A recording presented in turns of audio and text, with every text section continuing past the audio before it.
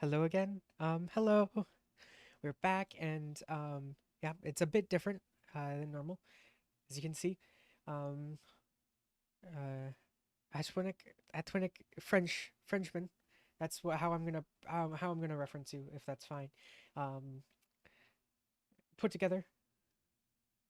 Oh, that's weird. But yeah, we'll do Frenchman for now. Put together this little slide. It's a bit different, but yeah, wanted me to react to this. Yeah, official name for you, Frenchman. So let's react to this. It took a little bit longer because I had to go into Firefox instead of usual Opera because Opera for some actually most of my browsers besides Firefox were forcing Google into dark mode, and I couldn't turn it off, which is very fun. But actually, let me. It's a bit silent, and I don't want to like do that. Let me actually put on just like a. Do I not have a? Yeah, I'll just put this on for now. Turn the music down a little bit.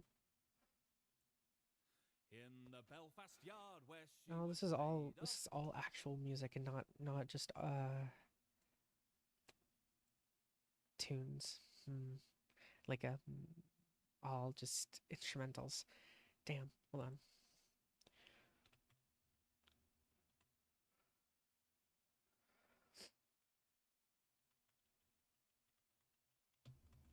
Maybe there is maybe there's a playlist someone made. Uh, this will work for now. I think. Yeah, this will work. Dun, dun. Okay. Turn it down just a little bit. But then there we go. Hopefully the audio is good and we can get on to starting to react to this stuff. It's a bit quiet, I see. But that's fine. Oh, it's not even peeking into it. It's cutting in and out, isn't it? Probably.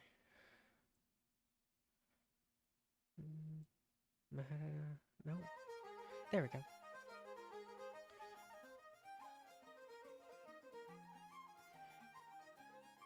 This should be good. Okay. 40k vehicles, the Imperial Guard. What is 40k?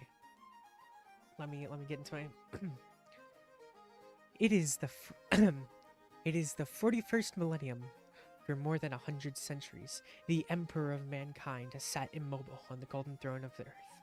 He is the master of mankind, and by the will of the gods, and master of a million words by the might of his inexhaustible armies. He is a rotting carcass, writhing invisibly, with power from the dark age of technology. He is the Karen. He is the Karen Lord of the vast imperium of man, for whom 1,000 souls are sacrificed every day so that he may never truly die. Yet, even in his deathless state, the Emperor continues his eternal vigilance. Mighty fleets across the daemon-infested miasma of the warp, the only route between distant stars, their way lit by the Astronomicon, the psychic manifestation of the Emperor's will. Vast armies give his name on the uncounted worlds. Uncounted worlds. Blah, blah, blah. Greatest among his soldiers are the Adeptus Astartes, the Space Marines, bioengineered super warriors. Their comrades in arms are Legion, the Imperial Guard, and countless planetary defense forces, the ever-vigilant Inquisition, and the tech priests of the Adeptus Mechanicus, to only name a few. But for all of their multitudes, there are barely enough to hold off the ever-present threat to humanity from aliens, heretics, mutants, and far worse. To be a man in such times is one amongst untold billions. It is to live in the cruelest and most bloody regime imaginable. These are the tales of those times. Forget the power of technology and science, for so much has been forgotten, never to be relearned. Forget the promise of progress and understanding, for in the grim, dark future there is only war. There is no peace among the stars, only an eternity of carnage and slaughter, and the laughter of thirsting gods.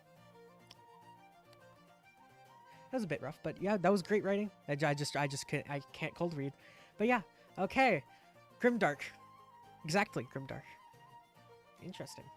Yeah, it's fun to have like this joyful little like folk song happening while I'm reading this really dark like oh my god. But yeah, Grimdark. Interesting.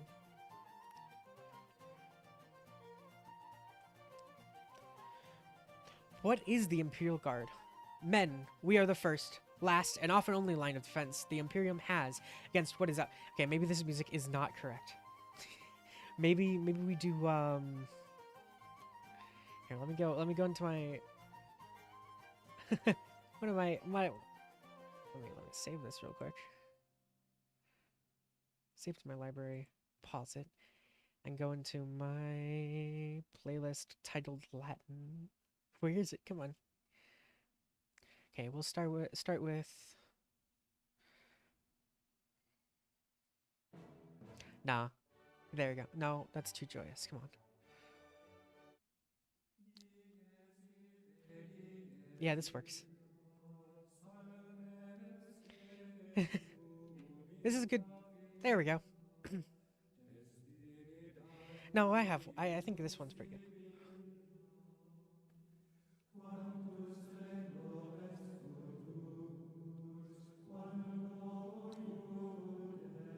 Okay. Men, we are the first, last, and often only line of defense against the defense the Imperium has against what is out there. You and that fine piece of Imperial weaponry you hold in your hands is all that's keeping humanity alive. Most of you will probably not live to see your second year in the Guard, and most of you will probably never see your homeworlds again. But I can guarantee you that when you do fall, with a prayer to the most high and mighty God Emperor on your lips, you will have earned the right to call yourself a man. Staff Sergeant Vernac, 12th Cadian Shock Regiment. Ooh, shock troops. I see some dropships back there. That's interesting. The Imperial Guard, often officially known as the Astra Militarum, is the primary force of the Imperium of Man in the Warhammer 40k universe. Comprised of countless regiments drawn from thousands of worlds, it's the largest fighting force in the galaxy. These soldiers, though ordinary humans without genetic enhancements, are equipped with mass-produced weapons and vehicles, relying on sheer numbers, discipline, and heavy firepower to overwhelm the enemies. Each regiment often reflects the culture and environment of its homeworld, leading to a diverse array of tactics and appearances. Despite facing those terrifying foes like aliens, heretics, and daemons, the Imperial Guard stands as a stalwart defender of humanity, embodying the grim determination of the Imperium. What vehicles are we going to go over? We're going to go over the most known vehicles of each factions, which basically means that we'll mostly view vehicles that are currently able to be played on the tabletop. A small warning as well, there's a lot of different vehicles that are technically the same with just different guns mounted onto it. When that happens, we'll lump them into a single vehicle for simplicity's sake. Okay. We won't need to talk about the 7 limb and or the 9 Baneblade Berry. Fair enough. Yeah, that makes sense. So we won't be going over like, we wouldn't be going over like the 30,000 versions of the Sherman. We would just be going over the Sherman and then its most notable variants if it's too notable. Okay. One, the Chimera. That's a little musical reference for you. Okay, it's an APC. Is Astra Militarium's standard armored personnel carrier, APC. Yep. Renowned for its durability and versatility, it serves as reliable transport for Imperial Guard infantry across various battlefields. Beyond its primary role, the Chimera's chassis serves as the foundation for various specialized vehicles, including artillery platforms like the Basilisk and assault units like the Hellhound. Okay. So obviously it has like the laser. So this is where the ammo would normally be in an APC, I guess. Yeah, I guess that's what they're saying. Hold on one second. This Latin is getting to me. DS is getting to me. Um, and we're gonna go back to the folk songs. I'm used to that. Too fast. Come on. Yeah, this works. Okay. So we have some normal. Okay, so I can see it has commander, 2 riflemen, and a heavy gunner, and or sniper. Maybe one of them would be recon, but yeah. Okay, so this is how it looks normally. So one thing that I do enjoy is that it does have the World War One era trench crossing track design. So if you can see here, the all wheels are covered. You can also see it in British vehicles, in World War II as well, even though they might not be trench crossing. You have the track going all the way around most of the body of the vehicle. You have kind of a trapezoid-ish look. You have armor covering the wheels. So obviously this is going to be gas resistant if it has an air filtration or recirculation system, which is a nice little addition. The fuel tank, ammo, engine. Okay, the engine seems really small for a laser power pack there. So, and then it does have a, well, it does have a turret basket, which is a nice touch. I'm not sure how that would work, but honestly, whatever. And you do also have another World War I era idea, which is a machine gunner. Driver has a machine gunner like this. Last cannon is anti-vehicle. Boulder is soda can sized bullets, and plasma is a big unstable gun. Okay, interesting. So you still have the vision stuff. So instead of a cupola, it's a cupola, where the commander would hop out basically, and that's how you would be it. And it's just vision devices. It's interesting. So I'm assuming that wouldn't open. Antenna with a. Okay, so this is just a radiator, radio. I'm assuming a multi-laser. Okay, yeah. This is basically just a a fantasy World War I APC. It's like World War I mixed with APC, which is pretty interesting. Bolter. Okay, Bolter. Oh, amphibious design. Yes, actually, I can see that design. Yeah, if it's airtight. When embarked in yep. Okay, so that's where the radio is.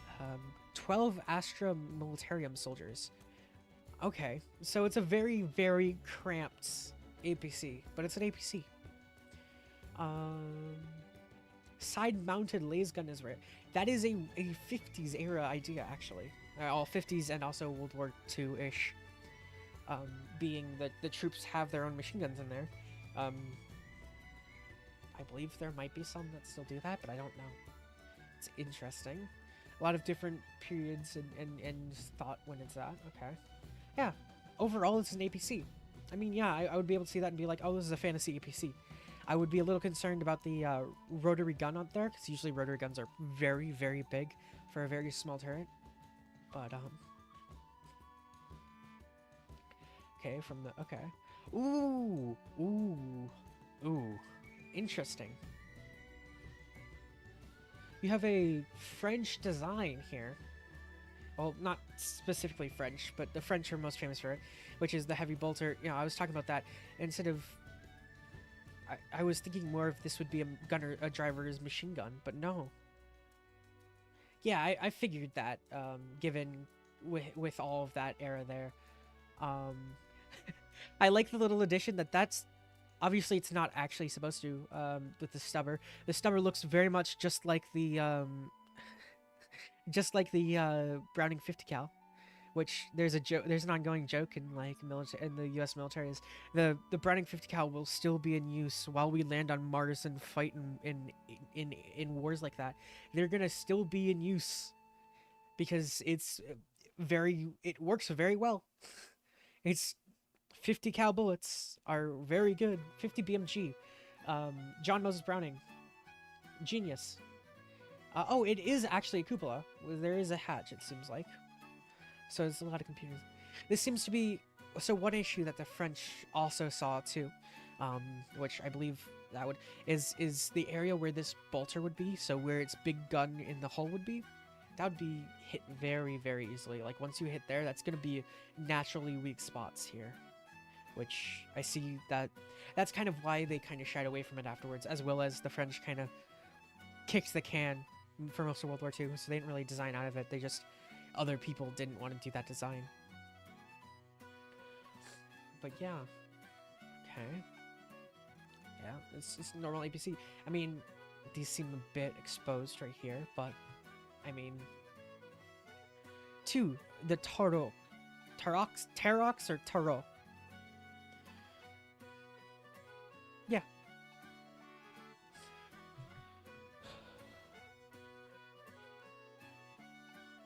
Okay, in terms of visual lore, it is. Okay, that makes sense, yeah. I mean, it is basically just a M113, but spacified, I'd say. And maybe a bit World War I. Ox? Okay, not O. Okay, Terox. Okay. Ooh. Skipped it quick. Fast and rugged armor personnel. So another APC! Utilized by the Israel mobility, excels swiftly at transporting infantry across challenging terrains, making it ideal for counter-attacks and boosts. While slightly less verbose than the Chimera, the Turok Spears... Okay. Okay, so this would be... okay, that makes sense. This would be equivalent to what they tried to make the XM800... okay. This would be the XM800M, because it has that. Quad-tracked wheels.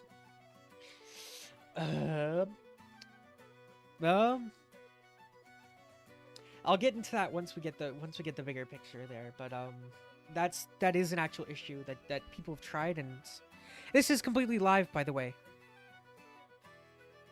On YouTube, I just saw that. My bad. This is completely live. It's not pre-recorded or anything. I'm just going over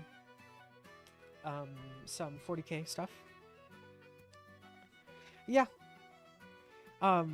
Yeah, you expected the reaction out of the quad track stuff? Yeah, there's a bit of problem with that. I'll get back to that later. Twin-linked autocannons. Another thing iffy there. Advanced armor, okay. The Tarox Prime is a specialized version designed for the elite Militarium Tempest Scions. Advanced armor, advanced... It's also for the standard 10 for the... Okay, so the up-armored would have less soldiers. That makes sense. Oh, okay, there's not a better picture of it. Okay, so we'll go back to here. So, the problem with having shit like this, so, you can obviously see, here, I'll use my mouse here. So, you can obviously see the influence they have from the, what is it called? The Hummer, the Humvee. So you have a bigger thing back here for troop carrying, and up here is the engine and the driver. It's kind of just a truck with a covered stuff, right? So the problem with having tracks here is so tracks, you take more torque to, right? You have tracks. It takes more torque and more power to get things over hills and mountains, right? So that's why you have those. But that does mean that it's less speed. So if you have it this way, you're gonna go over with the first, right? You go over a rock, let's say, right? You go over the first one, you're using all of that, and then you have to do the second one. It's what I'm trying to get at is it's much easier to power a set of tracks, and the reason why tracks the length of a vehicle work is because you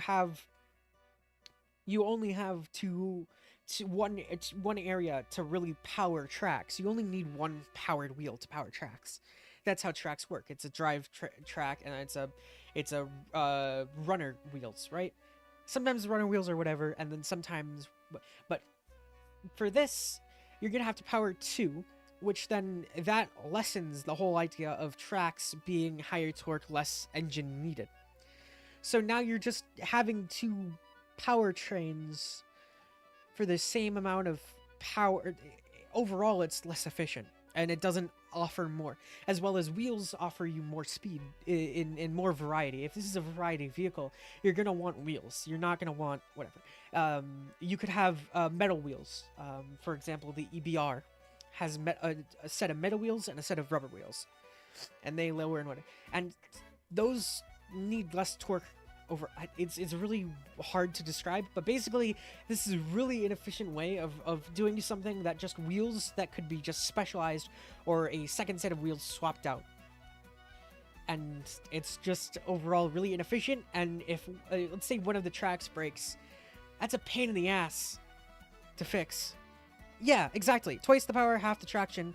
Well, no, not half the traction necessarily. Because wheels do provide less traction in certain situations. It's just less variety. And then with the twin cannons up top, obviously they're going to be lasers, so it's a bit, but in real life they're linked. So there are vehicles, for example the 246 in War Thunder, that's linked cannons, so it elevates differently. But if it's anti-tank / anti-personnel cannons, it makes no sense to link them. If it's not anti-air. Because anti-air, the reason they're linked is that now you only need one gunner. But if you have two of them, you have to have two control surfaces, and now but if they're linked, so you only have one, but you're going after multiple things. And that's the thing they like. So why is Johnny Comes Marching Home playing? We're skipping. Okay, so now you have the one good thing about having two guns up there. Like more heart, really? That works. You have two guns going around, but you actually have them linked. So the one thing that could be an upgrade for it, as well as you have less space in the turret, has just gone because you're not an anti-aircraft vehicle. If it was an anti-air platform on an APC, then it would make sense to have linked turrets. But it's issue.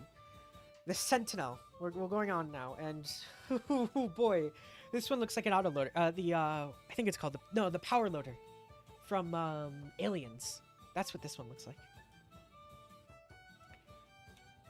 The Sentinel is lightweight bipedal walker, rapid response rolls. Why not make a tractor-wheeled vehicle that is not that tall? Okay. Articulated legs and Sentinel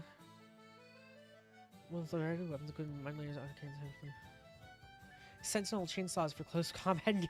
A chainsaw of that size? Jesus. Sorry, I'm flipping through the slides so fast. Tactical role. Ideal for flanking maneuvers, spreading, supporting, and engaging hit and run tactics. Therefore, Scout Sentinel and Armored Sentinel. Okay. Okay, we're going back to here.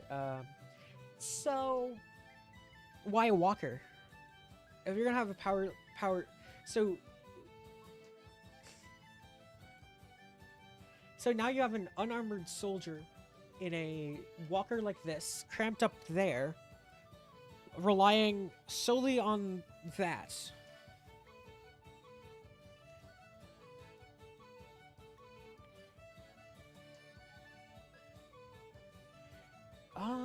Interesting. So, the question is, why have something like this when what would work better for what you want to do is having something like you take, for example, you take this design 20,000 years ago. Damn. For example, you take something like this design, right? Strip back most of its armor and make it wheeled. Have 3 dudes there, right? If you go into a spot where you can't get up or whatever, you have one dude that's your, okay, because you'd have a commander, gunner, loader, or commander, gunner, driver. You have your commander, who's also scout. This commander gets out, needs to get to a spot like here, right? Commander also has a gun and armor. Hops out of the vehicle like that, goes up scouts. Damn, that's a horrid AI uprising. Yeah, but yeah. And also the one gun, I don't know. The no arm thing also fucks me over. It's like, why not have articulated arms if you have articulated legs? That provides more of a, right? 'Cause humans, you know, the one thing is that they have arms as well as legs. You know, so now you have to inherently have less auto balancing features in the servos of your legs, and also you have more ease of switching out weapons. You have more weapons per whatever. That's what, like the autoloader, or not the. I keep saying autoloader. The Aliens power loader has arms, I think, but I don't know. As well as I'm not sure why there's so much smoke coming out of the top when it obviously only has a very little engine. Like that's the size, that's the amount that I would expect a really badly running 18-wheeler to run. That's a lot of smoke. Also, flank maneuvers, you need fast. You don't need maneuverable. Artillery. Standard artillery team. Why are there multiple barrels in this? Okay, yeah, that makes sense. It's artillery. No, unless it's rocket artillery. Like, the rocket artillery, that's fine. That makes sense. But why? Why? Why?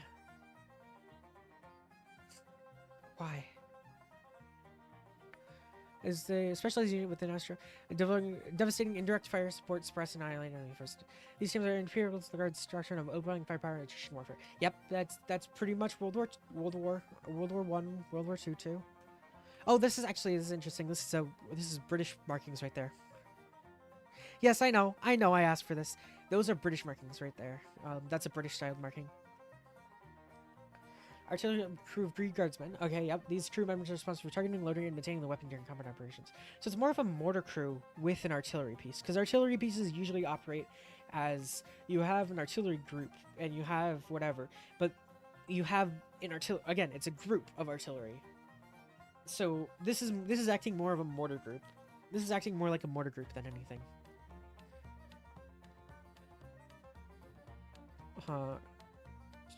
Out of its first line of sight, their fire missions are it's just artillery. Okay, heavy mortar ideal for lighting up social cells, siege cannon, heavy quad launcher. Yep, it's that thing. I'm assuming that's the quad launcher. So, you know, it's a more effective way of doing the exact same thing, as well as it offers a more variety. Is having each one of the instead of having this big thing, right? You have multiple crews that have a only slightly small. It's a bigger artillery cannon, right? But it might be whatever. My brain is my brain is going. You just have a bigger caliber cannon, and you just have more of them that are specifically less. They have less what is it called? Velocity. And so you have the exact same firepower, as well as you have multiple areas of aiming, except for instead of aiming just one of those, right? Because aiming just one of those is they interact with each other and cancel out half of their. The only part that gets the maximum amount of power out of this, right, is the middle. That gets a fuck ton of explosion because it has 4 of those shells landing right in the middle of those 4 shells. Then everyone else loses the effectiveness of the shells.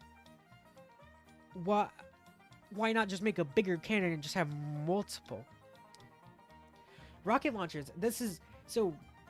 I think it will probably say it's multiple rocket launchers. Those. Why does explosive? That's not actually why rocket launchers were put into effect. Really, like that. Those type of modern. So those rockets, they're meant to scare the enemy. That's the only reason that they're there, right? Those non-tracked rocket launchers, Katyushas, for example. Those were called Stalin's organs, or Stalin's what is it called? What was the name? It's basically the idea was. What's scary is the sounds that it produces, right? You know, rockets are pretty good at it, but it's mostly the amount of rockets at night heading over. And that was the kind of main, like, obviously they could explode and they would do some damage, but that was more of the thing, right? So, but now in modern warfare, it doesn't really work like that. What modern multiple rocket launchers do is they're allowed to have a longer launch, right? You're allowed to launch it longer, and you can have them change positions. So some modern militaries do it differently, but rocket artillery is good for morale, and it's good for, like, I guess sometimes it's good for what it's describing, but overall it's more worth it to just have a whole bunch of dudes with RPGs if you're gonna do that, right? Just or have cruise missiles or tracked or guided rockets, not this, as well as the few that would do that, or the ideas that at least specifically the U.S. military tried to do. They would just be like, okay, we're just gonna have our Hydra rockets from airplanes and do that instead of making custom. Yeah. Oh boy. Oh boy. Oh. Oh no.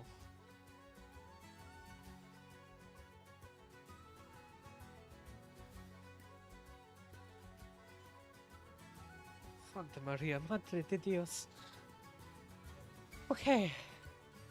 Strike Fighter.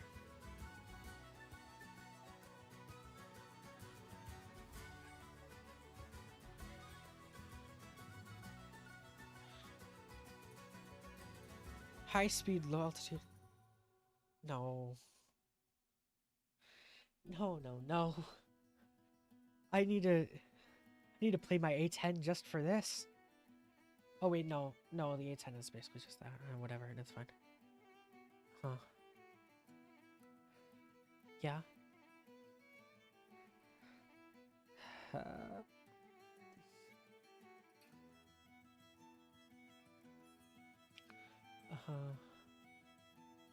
I'm not even gonna read this for a second. I'm gonna.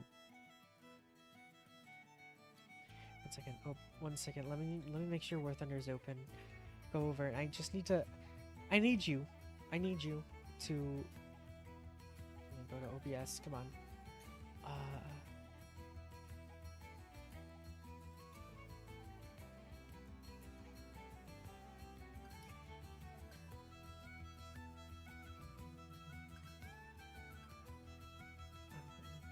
Okay. Let's see.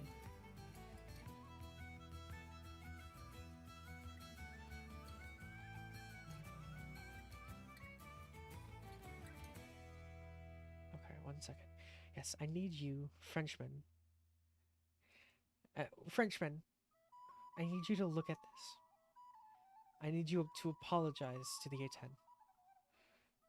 I need you to apologize to this. Hold on. It's not even in its its secondary configuration. I need you to apologize to the A10. I need you to apologize right now.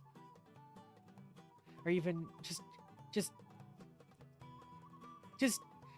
the A10 not great weapon design. No, it's not. It's I love it. It's not. But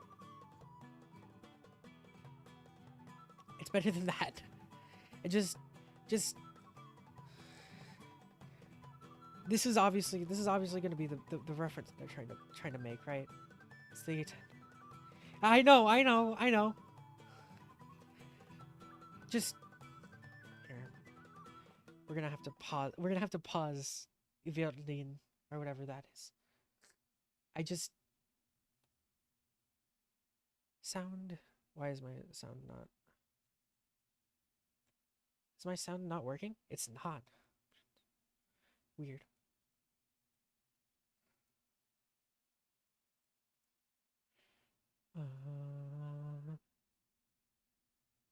There we go. Okay, the sound should be working for you guys. Yes, I need to hear this. I need to hear the A10 birding.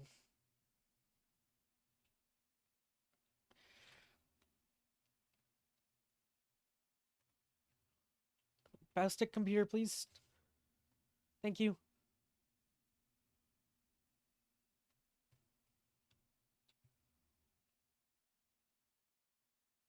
It is.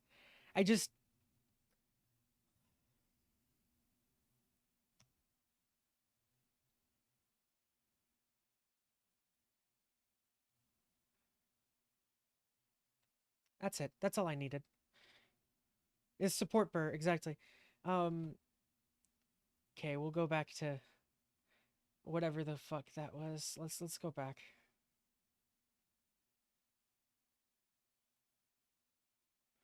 War Thunder, stop capturing War Thunder, please. You go to transition and then stop capturing War Thunder. There we go.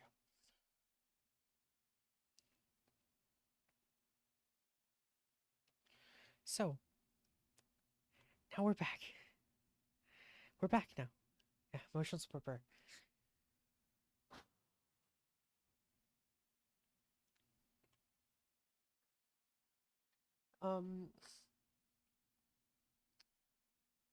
This is obviously an A10 reference, I think.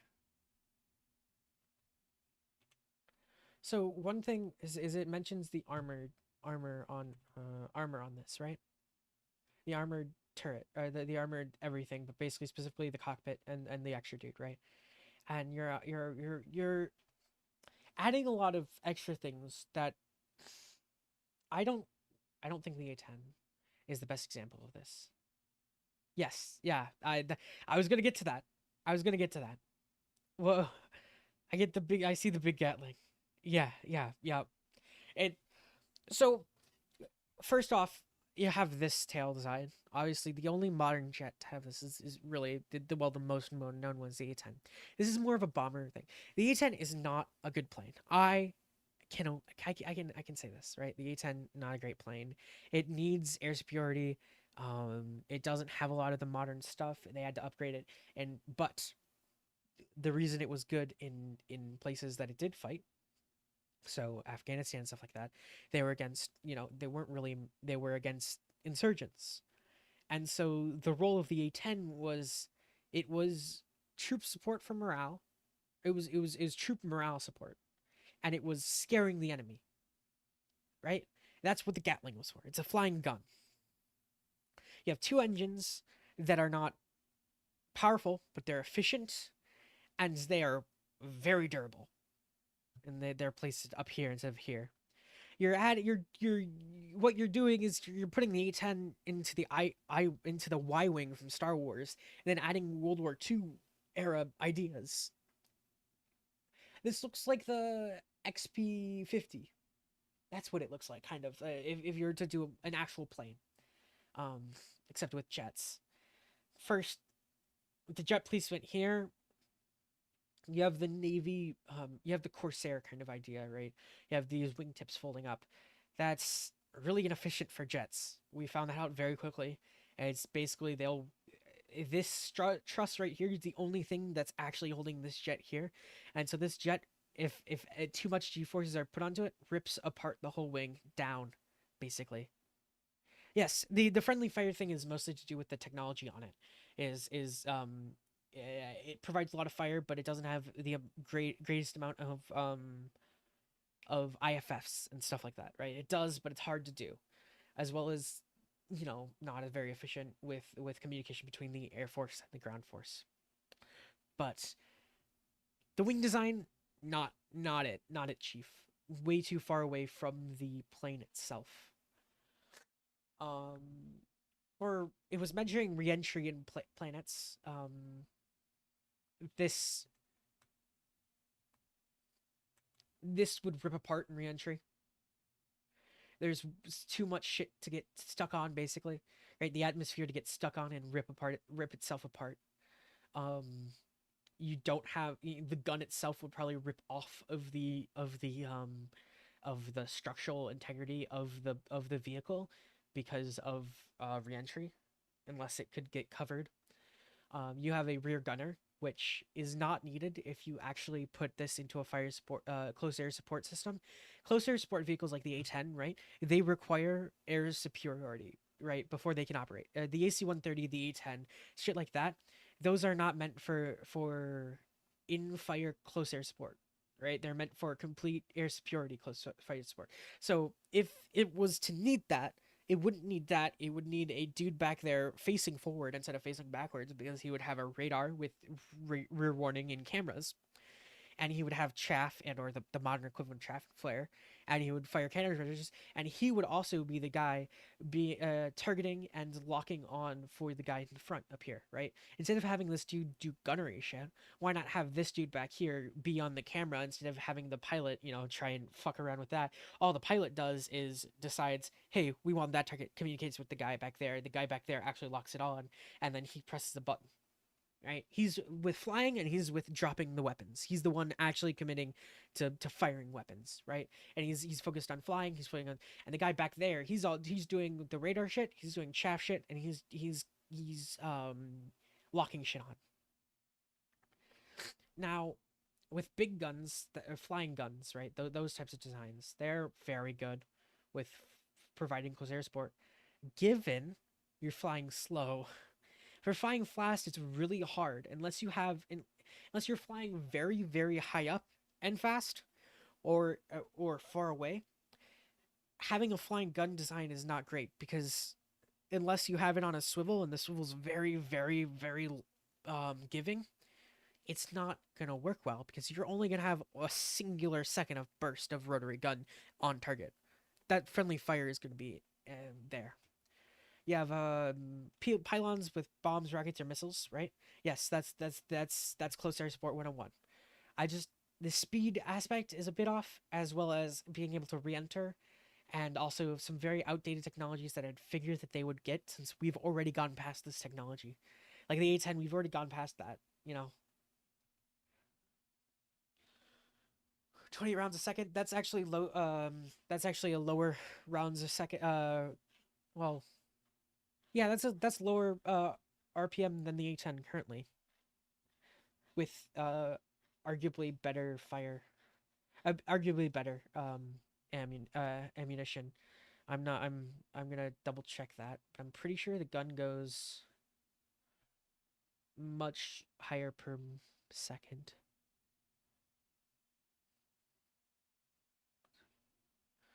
Its gun fires 4,200 shots a minute, which would be 4,200 shots a minute would be. Let me do this math real quick.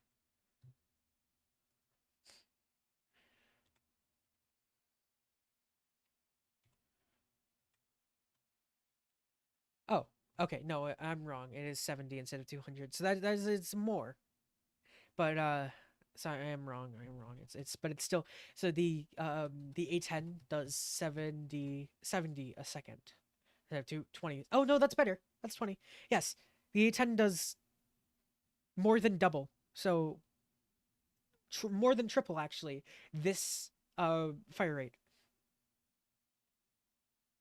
with arguably more devastating bullets theoretically.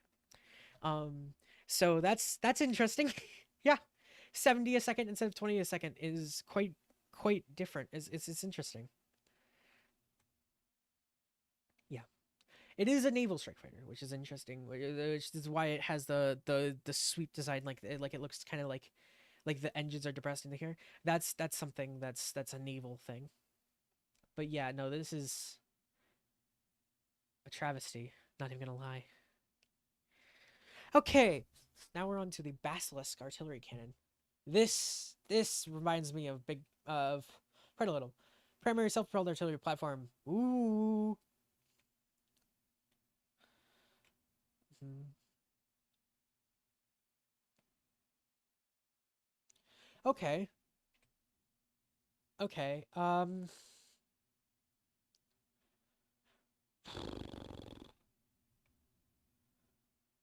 Yeah. So this is really interesting because it is obviously it is modeled after. Let me pull this up.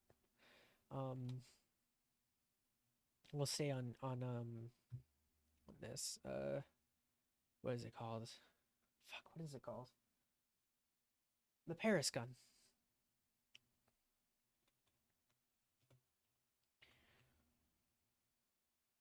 This is probably what it's modeled after.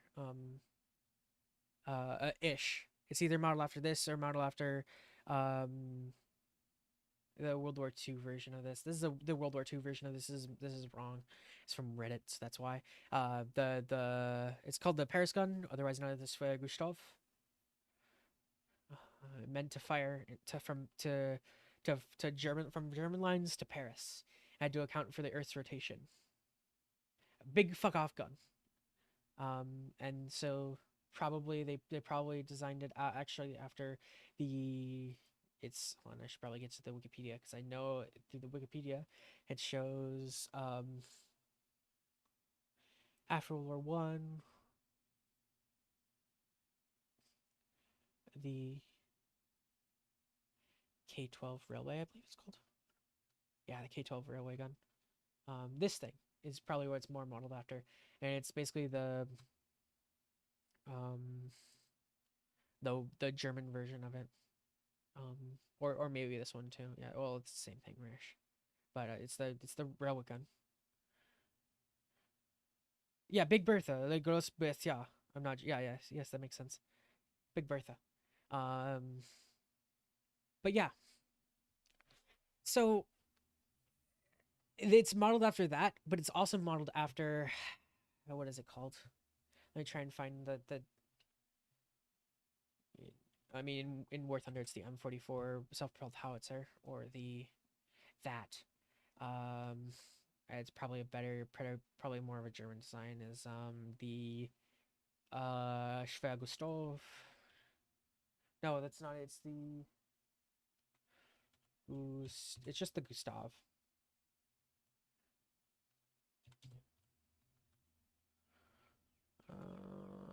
Gustav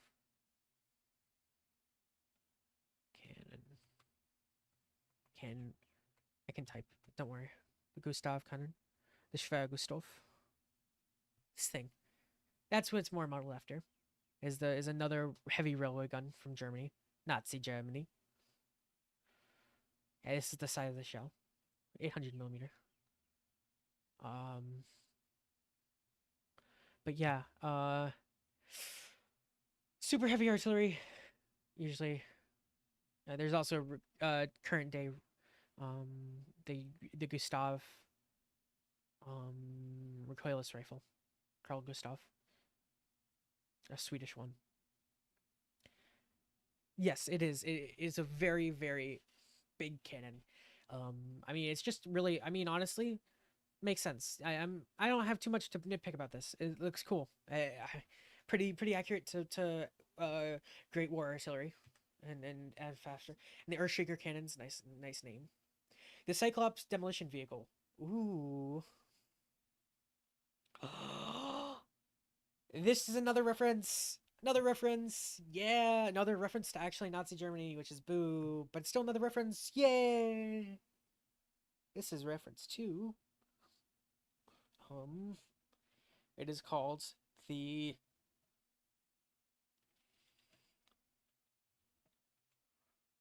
tracked mine. Yes, here it is. World War II remote controlled tracked vehicle. The exact same. Designed for high risk demolition tactics, allows the Imperial. Yep, exactly the same idea. Right here. Which is pretty interesting. But yeah.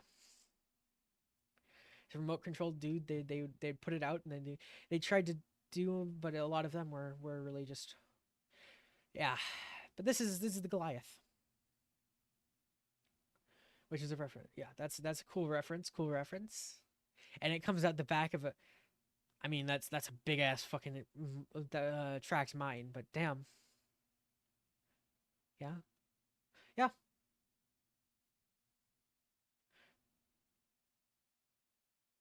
yeah. It was very deadly. It was yeah. It is legitimately anti-tank design with our remote control in mind. This, yeah, okay. Intercontinental ballistic missile launcher, but it's on a tank. Um, that's a reference to a lot of things. Obviously, there's a difference in stuff like that. The idea is still here is cruise missile launcher.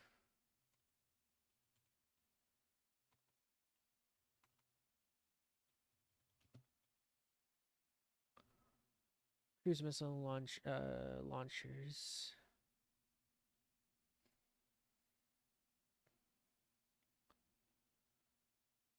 Launcher.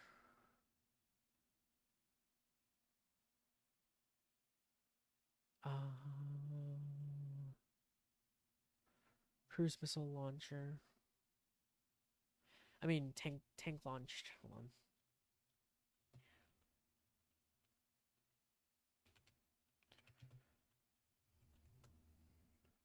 Obviously, they're anti-tank guided missiles on Hellfire. Trying to find the Russian one. The Patriot works technically since this is surface to air, but this is what the Patriot looks like. It's an American air to ground to air launcher. It's a bit different, but you know, it'd be on trucks or tanks or something. And it would launch Patriot missiles like this. What if we put a gun on a Chimera? Makes sense. So it's the World War I or not World War II America. So what if we put blank on the Sherman? Um, the Sherman, William does the obviously this yeah William Sherman or no, it's just William Sherman. See also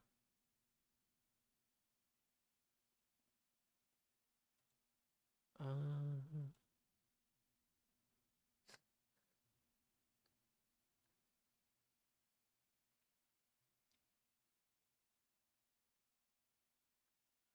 No, I gotta search up Sherman tank. Tecumseh. Tecumseh. William Tecumseh Sherman. Sherman tank. Thank you. There we go. This is the M4 Sherman. And if you're going to go to U.S. variants, the Sherman. And these are everything the Sherman's based off. M10, 90 millimeter. This is the 76 on a Sherman, a 90 millimeter on a Sherman, 105 on a Sherman, 155 on a Sherman, which is exactly basically what the that artillery piece was. 155 on a Sherman second time. A flamethrower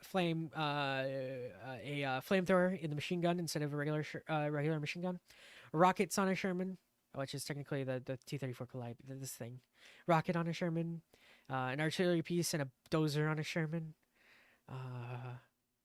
It's actually there's no whatever. And then you also have a what if we put a massive fuck off flail on the Sherman to clear mines? What if we put a massive crane on a Sherman? And what if we moved artillery using Shermans? And then in other nations they'd also do it. So they would be like the Super Sherman, which I don't think that there's an image of it. Oh no, here he is. This is the Israelis. What if we made a Sherman but we tried to make it an MBT? What if we made a Sherman but it was actually an M3 but we put a Sherman turret on it? Let's see, where is the version? Oh, what if we put a British cannon, anti-tank cannon on a Sherman and created one of my favorite vehicles ever? I'll actually open that up. Where is the... Oh, what if we made it to an APC? What if we made the M3 but it's a Sherman and we turned that Sherman into an APC? Here's this thing. What if we made a I can't even find the image, but that's a gun that was on the Sherman at one point in France. What's not listed here is another Canadian. Yeah, Dozer tank goes hard. Exactly. So these are a whole bunch of different variants that were produced like that. So M4A1 to M4A4. Gun development. Where is the anti-air one? Variants. Nope, this one doesn't list it. Here, I'll look it up right now. Hold on.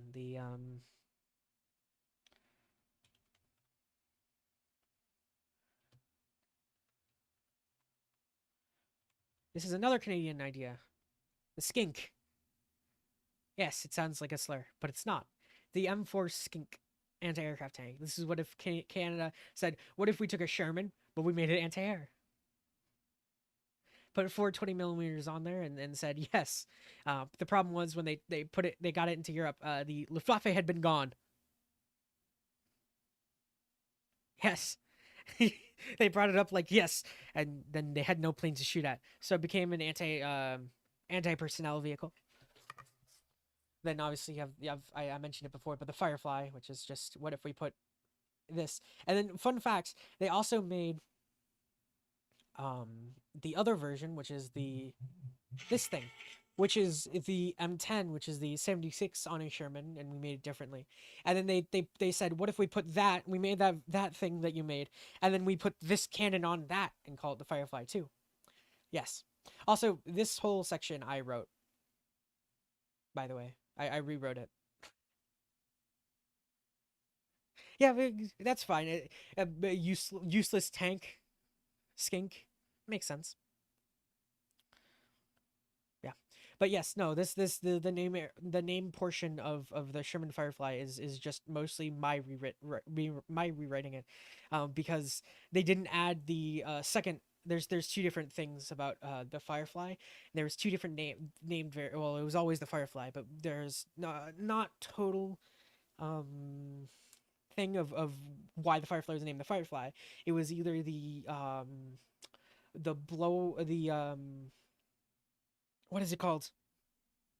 Muzzle flash, the muzzle flash, bright muzzle flash, which was only listed before I got to it. The second one is this part: detonation of leftover gunpowder while firing, creating a bigger than normal flash. Most modern cannons still do flash, and most tank cannons do, but it flashed more than it did because it was a cut down breach.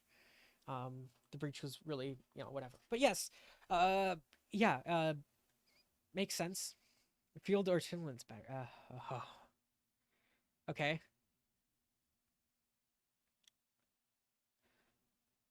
Okay. Why not make this a tank? But cool. Why not make this like armored and then just make it into a. All right. Gunner, two spotters, and loaders. Okay. Yes, this would be better with just having a dude on a tank. Ooh, this but on a tank, and make it like a, smaller or whatever. That would have more survivability and as well as. Okay, whatever. Chimera, but flamethrower. This is the M4 Sherman, but flamethrower. This is basically just the Zippo. That's another name for the flamethrower variant of the Sherman, was called the Zippo, because Marines in the Pacific were very, very funny. Also LVT3. That's a reference because the LVT was the actual tank that had more flamethrower variants made than the Sherman, because the LVT was the landing tank of the Marine Corps. Instead of using Shermans, the Shermans were not marine; they were not amphibious, so they would have LVTs. So that I'm assuming that's a reference there. Yeah, multi flame. Okay, so they have no main gun on the flamethrower tank. Makes it a bit less. Okay.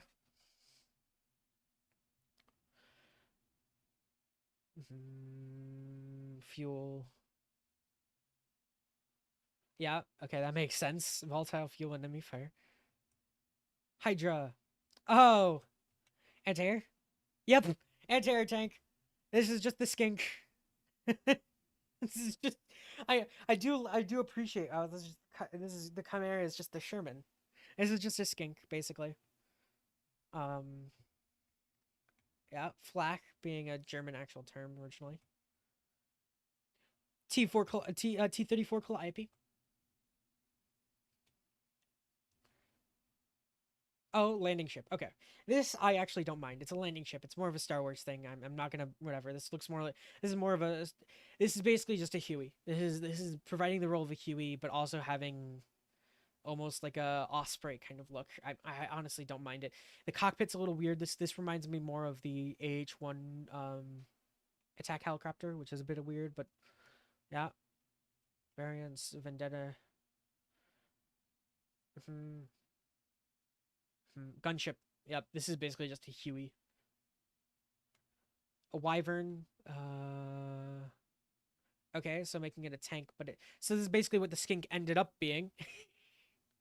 So this is basically just what the skink ended up doing instead of what it actually did, which is anti warfare, anti ground and suppression, which yeah, this makes sense. Honestly, with the weapons, this makes more sense. This is before this one is what the skink wished it was right here, and then this is what the skink actually did. Yep, makes sense. Oh boy, that's oh boy. Okay,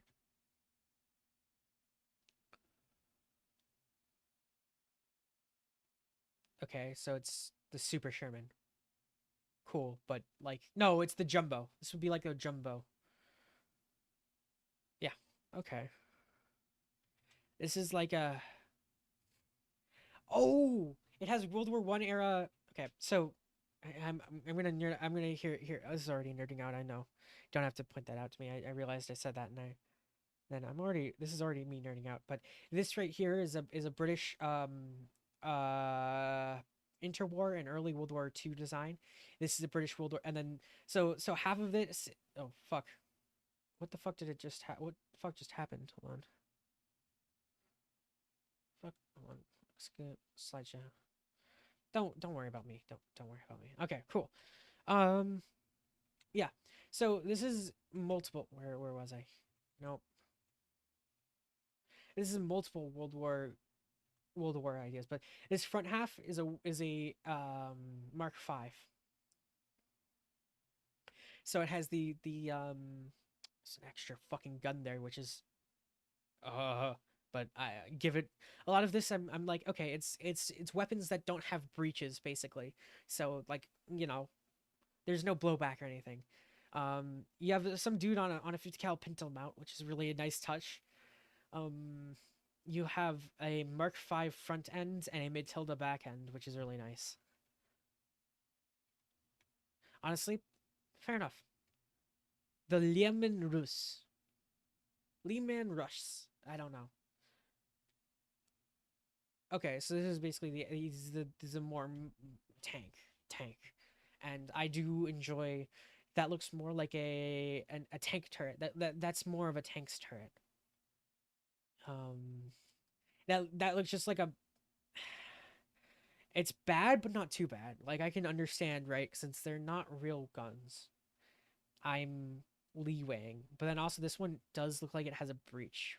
Which if it doesn't have a breach, why does it like this instead of just completely in there? Because this shouldn't need to be protected if it doesn't have a breach. But and it has the side the what are they called? The pontoon guns basically. You have a turret that if this is a breached gun, that breached gun is through his even while not firing, that breached gun is basically through his through his legs. But yeah. And then the cutout radio area in the back. Okay. Okay, some logistical flexibility, that's nice. Commander, gunner, and driver, because there's no loader, that makes sense. 29. That's it's modern, isn't it? I mean, it's way more than modern. Like, why is it going infantry tank speed? Modern main battle tanks go 40 kilometers an hour, 60 kilometers an hour average. That's slow as shit. Okay, all right. 120 smoothbore gun.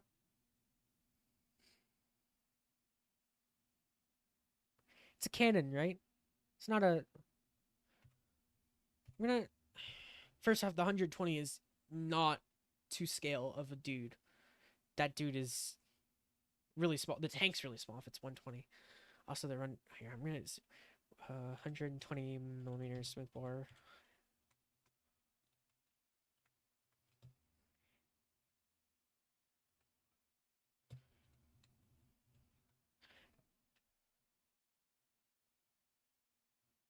Um, Out of smooth bore. No, out of turret image. Is there an image of the tank gun with the breech? There's not a good one. All right. So my main question. So this is what the 120 looks like mostly.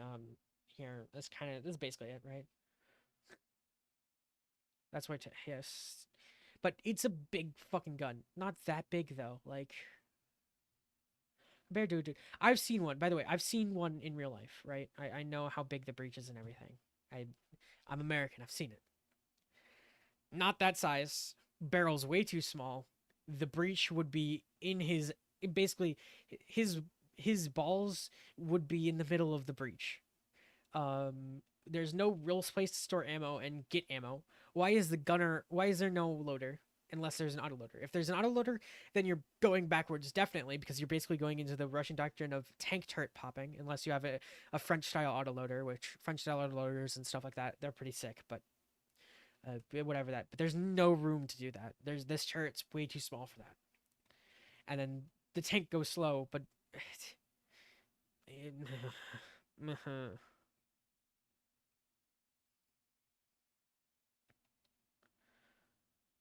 siege warfare. This I get as long as it's not a manually loaded one. Please not be a manually loaded howitzer. Otherwise, this is. I mean, it's very actually. It's accurate to the store. The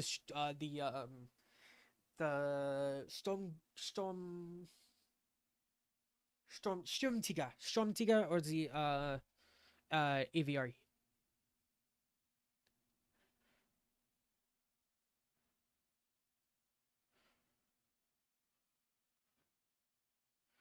Yeah, 15 minutes in average anyway. That makes sense. Yeah. Um. Okay. Okay. Anti-tank variant. Laser cannon. That's plasma cannon, laser cannon. Okay. Anti-tank engagements. If that's an anti-tank gun in the modern sense, then that is damn, no space for that breach to go. Again, the breach, there's a very common theme I'm seeing is they don't think of the breaches with actual guns, not like plasma or whatever. They don't think of the breach. The breach is going to be, a shell that big unless you want it to have like zero velocity, or the breach is actually having the shell like basically here with no actual barrel. The breach is basically nothing. Gatling gun. Is this a laser Gatling gun? I mean, either way, it's still, but there's no real good way to get the shell casings out. And usually Gatling guns are that size, right? So that's about like an A10 gun, you'd say, right? Like that's like looks like an A10's gun. I'm just gonna use that as an example because A10. But 15 minutes average after deployment. That's very, yeah. But if you were to look at the A10's gun, this is the size comparison for an A10's gun. Or yeah, an A10 on a gun. Like that's the breach in ammo storage. Like it's why it's called a flying gun is most of the plane is actually gunned. So compare that to here. Where the fuck is the breach? Where is the firing mechanism? This is a Volkswagen Beetle. Yeah, there's no space for that. I swear to God, with the fucking twin-linked autocannons. Akira. Akira.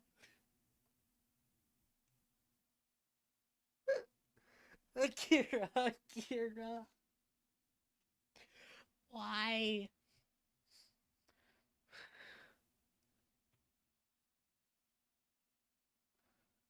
Uh-huh. So it's the artillery piece that I was talking about where you can just march to a gun, okay? The breach is gone. Cool. The bone blade. This is the Halo tank. I swear to God, this is a Halo tank. Super heavy tank, of course. They use super heavy tanks. Why wouldn't they use super heavy tanks?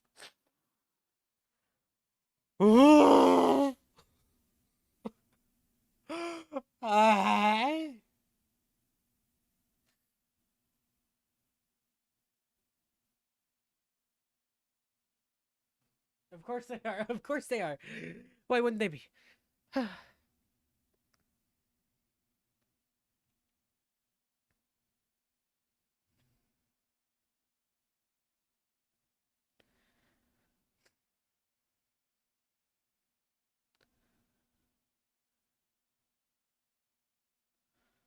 course they're using this.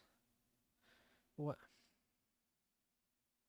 What happens when this back gun wants to fire somewhere over here? What is this gun gonna do? Right, this gun's gonna have to fire over there. But what if this gun's firing somewhere over here? Because it's doing that. What then? There's no fire. There's no fire over here. There's just fire over here. This is two turret designs are stupid. Also, two turret designs are usually actually smarter. Here, I'm gonna go real design here. So the most famous super heavy, that's the mouse. It's the most famous actually made super mouse the comic, because mouse tank, please. Mouse Penza 7, no 8. Yes, 8 mouse. This is the mouse. This is an actual super heavy tank, designed in World War II. This was never made. It was made, and it was in production when the Germans were captured, or the Soviets captured its production area. This is its size. This has 2 cannons. This was the size needed to fit 2 cannons. It has an auxiliary 75 there and 128 in the main. This is a War Thunder screenshot. Damn. Yes, it has 2. This is the last surviving mouse, by the way. These are 2 different mouse. What are they called? This is in the Tank Museum in Russia. Karabalinka Tank Museum, whatever it's called. It has 2 different It has 2 different designs. One turret design, one of the hull designs. It was firebombed before it could be recovered by the Russians. So there's no internals. Everything's burnt. The art of building Bane blades is a dying one. They're forgetting how to build them. Interesting. But yeah, this is the size needed to do that in War II. It's still the size needed to theoretically do it. Another super heavy tank. We'll go with the TOG 2. Another super heavy. This is the British designed super heavy tank. This was a World War One inspired. They thought the World War One would still work, right? They thought World War II would be World War One, so they made this. Okay, and then you have another super heavy, the T-35. Technically not super heavy, but this is the Russian one. And this is the only one on this list that I'm going to bring up that has multi-turret designs. Yes, the TOG 2 is so heavy it breaks roads when moved. Currently is in display in the British Museum right here, and they tried to the last time they moved it, it broke the concrete under it. It's that heavy. It's a heavy motherfucker. It's very heavy. The T-35 tank. This is the Russians, one of the Russian super heavy besides the SAR tank, which it's not really a super heavy. It's a super massive. It's massive, but it's not heavy. And this thing, you know, turret design, the only cannon that was the actual main cannon that had enough clearance to shoot over the other 2 turrets. It's a multiple turret design, which is the reason why it's scrapped. These are BT turrets on it. Then you have the French designs for a super heavy, which is the Char 2C and Char 2C bis.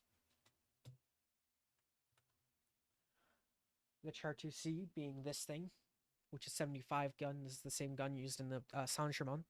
It fielded 12 people. 1921. This is it's a French village mobilized. The Char 2C bis is that, but it has a howitzer in it. It's a very, very small howitzer. That's why it is, but the turret's still fucking massive. And then you have here's a comparison, by the way. This is a regular tank size. This is a slightly bigger one, Char 2C. Then finally, my favorite super heavy, the T-95. This was an American super heavy. This was a World War II design T-90. This not this one. This thing. The Doom Turtle in War Thunder, it's known as.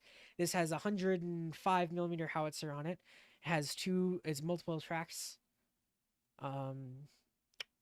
Yep. This was meant to bunker bust. Hello. This was meant to bump. We're doing some 40k stuff, and I'm recuperating really quick with some actual super heavy tanks.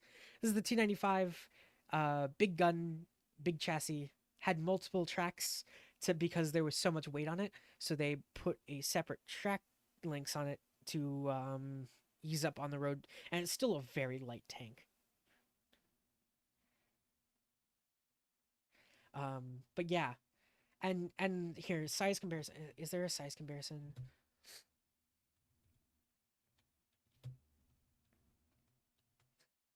There should be a good size comparison. This is the size comparison with person. Another size comparison with people. That's still a whatever. Yeah, it's not. It's a big thing. And you have this thing, which.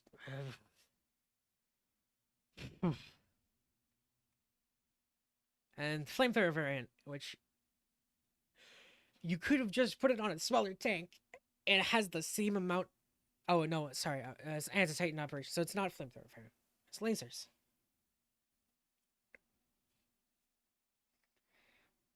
Okay, lasers. I mean, I guess. Sure. This stop.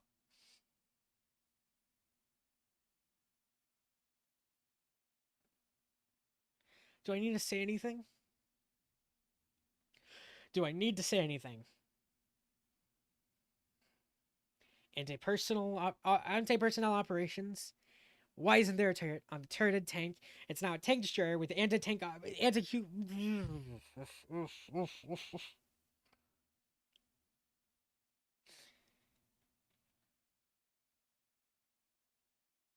Causes things to melt. Interesting.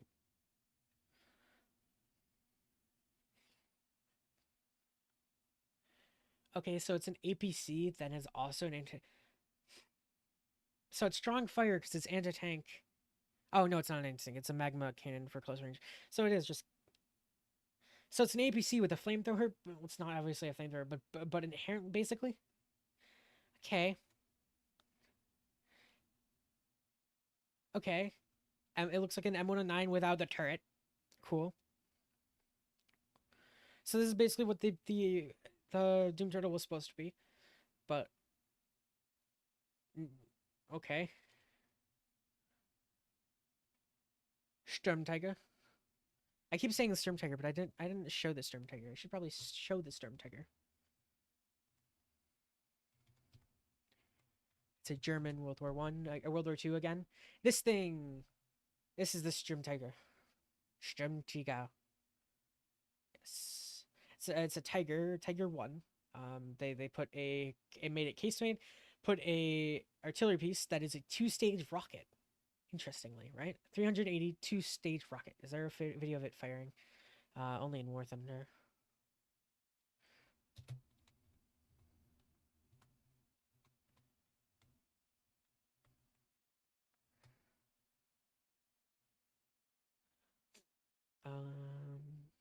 Maybe this is a good video of it, hopefully.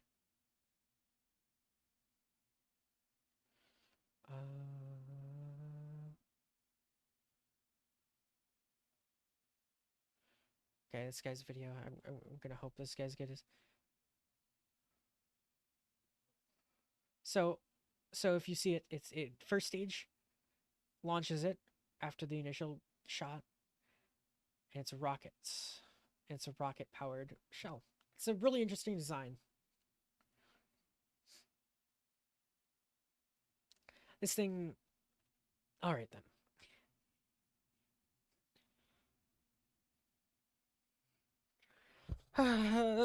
Back to suffering. Are we almost done? Yes, we're almost done. Okay. Next. Storm Sword. Same thing, but with siege cannon. Reason why this is just inefficient, but cool. And okay. Yeah. Oh, thank God. Thank God.